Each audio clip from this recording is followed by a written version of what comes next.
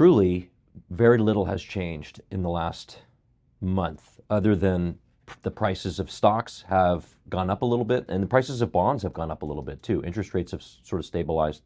And again, it's like for 6 months now, we're talking about how the narrative is that the Fed is hiking rates, or interest rates are going up. We're in a rising rate environment. In spite of that, it's not really true. Long rates, anything from the 10-year Treasury all the way out to the 30-year Treasury, interest rates are lower than they were at the start of the year, and lower than they were in October of last year, when, in my opinion, they peaked. And yeah, we had this debt ceiling debate. It was like every single day the rhetoric was getting so aggressive and violent between the two parties, and just headline writers were just scaring the bejesus out of people. We're going to default. The U.S. is going to default. Here is what's going to happen when the U.S. defaults on its debt. There was no if, there was no possibility of any sort of negotiation going well. And yet the market was totally behaving itself all the way up until this past weekend, when the negotiation actually was finalized. The market sort of called the headline writer's bluff and was correct.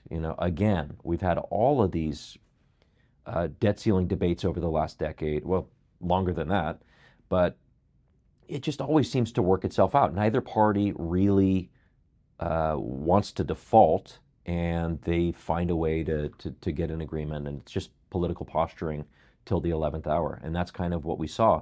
So it's true, nothing has really changed in the last month. Stocks have stabilized, if not gone even higher. We're in a bull market, and have been for 6 or 7 months, and nobody's talking about it. It's interesting, and we've been around for multiple cycles where these bull markets start on pessimism, and they sort of gain steam through skepticism. And by the time people embrace the fact that we are in a bull market, it's like too late for them. You can't get in. Or you can, but you're going to be paying up, and you're lagging your benchmarks, and you're sunk in a way. So this is not entirely surprising. I'm not saying that we called it. We certainly have not gotten everything right, but it's not entirely surprising to me that we are where we are.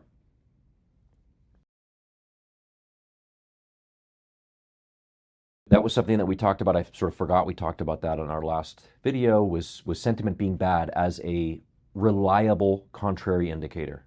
And the reason being, when sentiment is bad, usually it's like a cause and effect. Sentiment is bad, and people have already sold who are going to sell. Everybody who's looking to get out or hedge their positions has done so.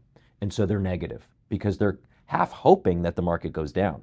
Because if the market goes down, then they were right, and then they can choose to make their next decision, which is to buy lower, hopefully, or whatever.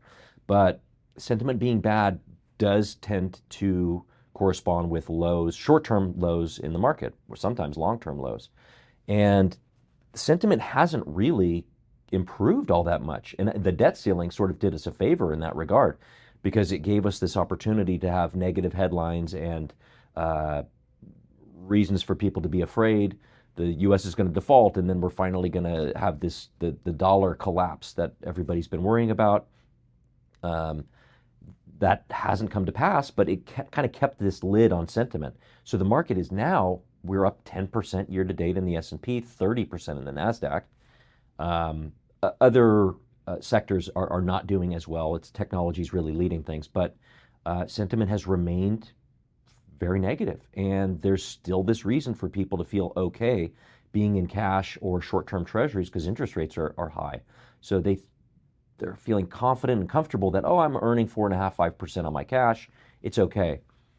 Meanwhile, the market is kind of getting away from them, and who knows what happens next. But I think we're sort of still in the same place as last time, where sentiment is negative, heavy cash balances, people underinvested, whether it's retail or institutional investors.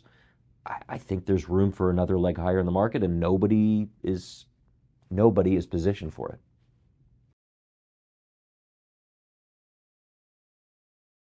The probability that the Fed is done has increased for sure. Yes, I mean that was in your question.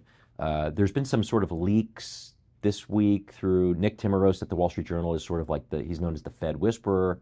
Um, there was a couple headlines from Fed officials this week that indicated that there's a strong possibility that they're going to pause in June, meaning they're not going to hike, they're not certainly not going to cut, and they're going to provide some language about what may or may not come next.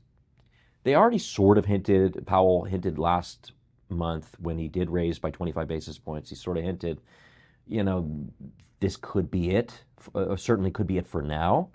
And the language this week is like, yeah, we may pause in June, but we're going to keep it on the table that we could start hiking again in the summer if inflation remains sticky. And of course, you know, they're going to be data dependent, which I think is what the market has wanted to hear. The market has wanted to hear that the Fed is not married to this idea that we're going to just keep raising no matter what. No matter what happens, inflation starts coming down, we're still hiking. We've got our foot on the brake, and you know, we're not even necessarily looking at data as it's coming in. We're not going to allow any time to pass before we make our next decision. I think what's happening now is that, yeah, the likelihood that they're pausing is very high. The likelihood that they are done hiking entirely is also very high, in my opinion. Then there's this next follow-up question, are they going to start cutting before the end of the year? And I think the likelihood of that is very low. The market is not priced for that. I think the market at this point, the time that we're filming, the market is pricing some cuts starting next year, which means that inflation will have started to come back down into the Fed's target range under 3% year over year, and they can start reducing the Fed funds rate, which the market is already starting to price in. And I think that's why the stock and bond markets have started to stabilize. They sniff out the end of this hiking cycle before anybody is really confident saying that it's over, and before the Fed itself has said, we're done.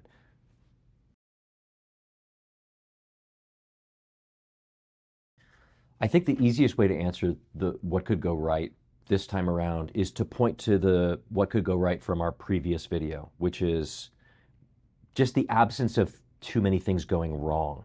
You know, sort of like the Fed getting it right. The Fed, you know, against all odds and against all headline writers, really engineering a soft landing, meaning unemployment ticks a little bit higher, but in a way that the economy can withstand. The dollar not strengthening or weakening too much. Interest rates starting to ease a little bit. That's happening. All these things are happening. The consumer is remaining resilient. People are still spending. They're buying the things they need to, and they're buying some things that they don't need to. And as we know, the U.S. economy is a little over 70% made up of consumption by our people. So that's still strong. And if employment remains strong and the Fed stops hiking and you know, correctly or you know, cautiously guides forward their path, and if the market doesn't fall apart, I mean, it's just such a cop-out of an answer, but if the market cooperates, which it's doing, you know, volatility is so low right now, it's giving companies the ability to forecast a little bit better. You know, the stock prices aren't moving all over the place.